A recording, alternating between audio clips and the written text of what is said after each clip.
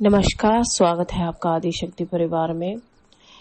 एक पीताम्बरा परिवार के सब्सक्राइबर ही हैं शायद, उन्होंने एक प्रश्न किया था। उस प्रश्न का उत्तर मैं इस वीडियो के माध्यम से आप सभी को ही दूंगी।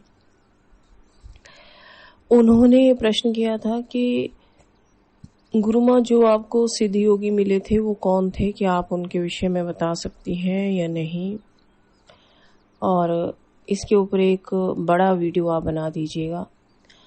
तो पहली बात तो ये है कि बड़ा वीडियो तो तभी बना सकते हैं जितना नॉलेज होगा उतना ही बता सकते हैं।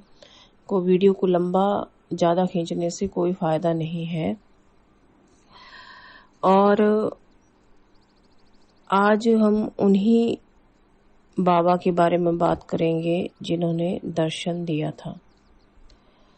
ये जो दर्शन था ये अकस्मात ही था, और मैंने अपने एक वीडियो में भी कहा था कि आपको किसी सिद्ध गुरु को ढूंढने की आवश्यकता नहीं है।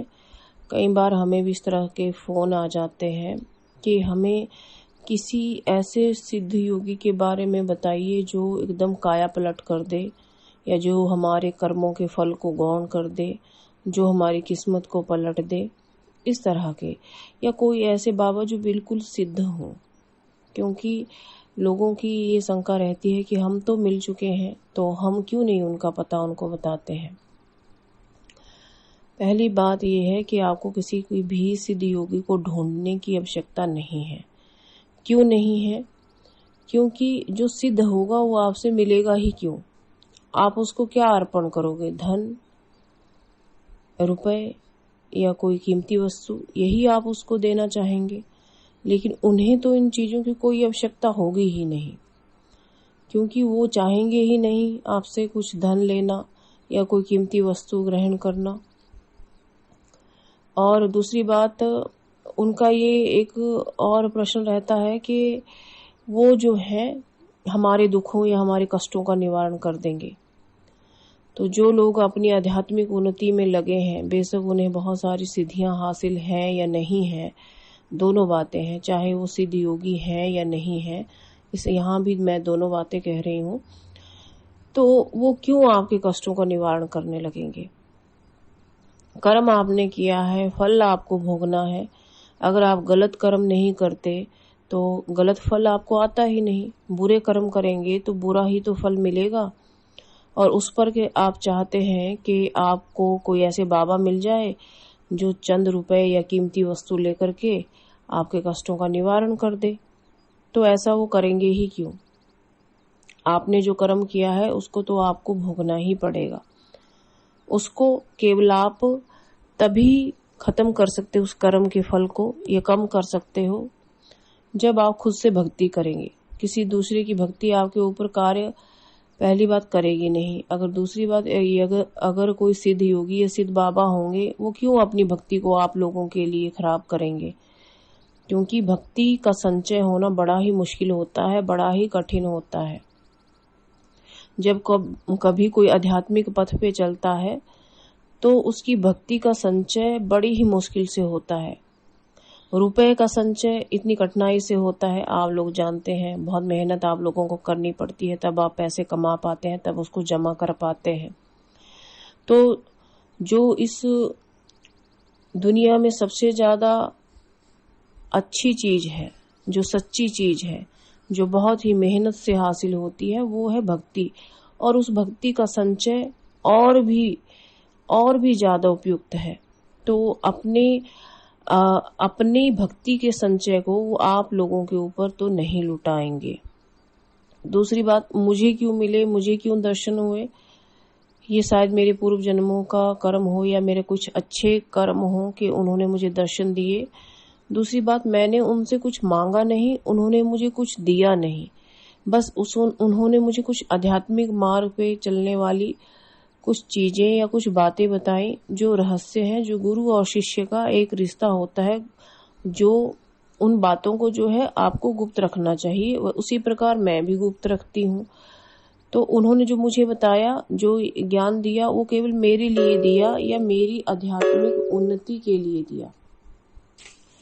तो वो बातें आपको तो बताई नहीं जा सकती। हाँ, कुछ एक जो मेरे शिष्य हैं मैंने उनको बताया है, लेकिन उनको तब बताया है जब वो इस आध्यात्मिक मार्ग पे अच्छी प्रकार से चल चुके हैं, जिनको मैं भली भांति जान चुकी हूँ, और जो एक अच्छे इंसान है, नेक इंसान है, और उनकी आध्यात्मिक उन्नति होनी ही चाहिए।